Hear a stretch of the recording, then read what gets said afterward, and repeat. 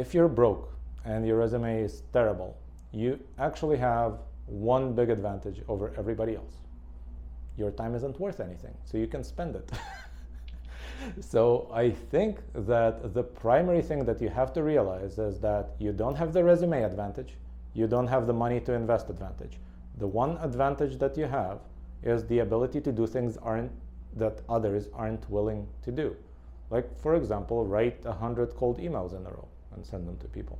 Most people wouldn't do that because they think, well, I'm a professional, I'm a software engineer, why would I write 100 cold emails? It's such repetitive work. But you can do that. You can try to do things that don't scale. Cold call people, cold email people, take on work that others wouldn't be willing to do, but that might still pay well potentially. You can just spend time learning new skills. Most people, if their time is worth a lot, they get a salary right now, they will say, I have no time to learn touch typing. I have no time to try every new tool that comes out. I have no time to do this, I don't have time to do that. Well, you do. You have time, you have the will, hopefully, to stop being broke. So you have a huge advantage. In fact, you have nothing to lose, unlike all those other people, because you can't be worse than broke. We have bankruptcy laws. So if you have a negative net worth, you fix that and you go back to zero. So this is the one place where you're unstoppable. You can just do something that nobody else is willing to do.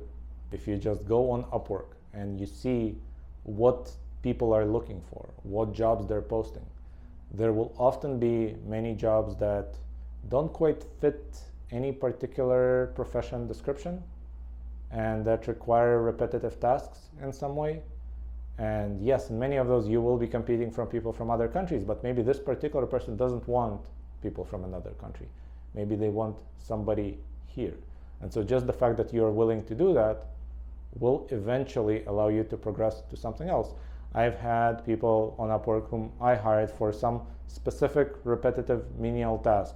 I had a woman in Wyoming at some point who I just hired to check my mailbox because I had the mailing address in Wyoming at the time. And she would just go once a day and check if there's mail in there. That woman right now has progressed quite a bit since that menial job. She's a paralegal somewhere. She's advanced quite a bit. So you have the willingness to do things. You don't have other options. You just look around to see what people want done that they cannot fulfill for some reason. And if you're willing to do that, you won't be broke anymore.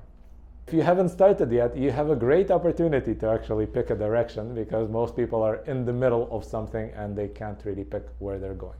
But suppose you have an idea. I want to play around with this direction, find something interesting there. Maybe it's AI, maybe it's something else. The next step is to identify a small step you could take and take it. A lot of people have this analysis paralysis of trying to plan the entire path.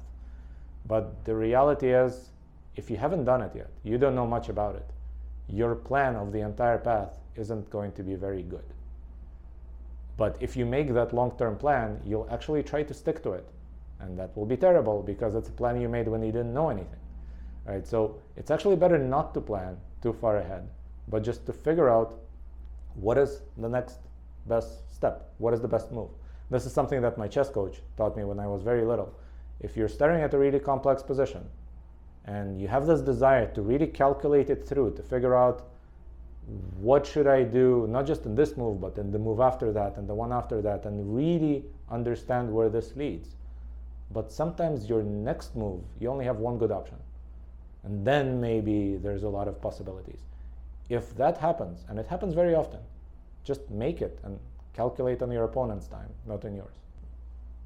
One of the beautiful things of AI that is good for everybody in the world except translators is that you no longer need to learn or know a particular language to operate in it. Not only does AI translate for you, often it can write really well in the language that you're trying to write in. It can basically bridge the gap completely to the point where there are no geographical differences unless you actually have to be present somewhere and show up in person. You can be a writer in Bangladesh, writing in the language that they speak in Bangladesh, and nobody would notice, nobody would know the difference unless your photo appeared somewhere and you don't look Bangladeshi, right? You can basically be doing anything in any language anywhere in the world right now. And it's very good for many things. Obviously, it's somewhat scary to Americans because Americans used to have the monopoly on the American job market. And that is no longer true. Most of my engineers are in places like Moldova or Ukraine or elsewhere in Eastern Europe. And I'm sure American engineers aren't very happy about it because those people are willing to work harder for less money. So it's going to change a lot. It's going to change the jobs market, obviously.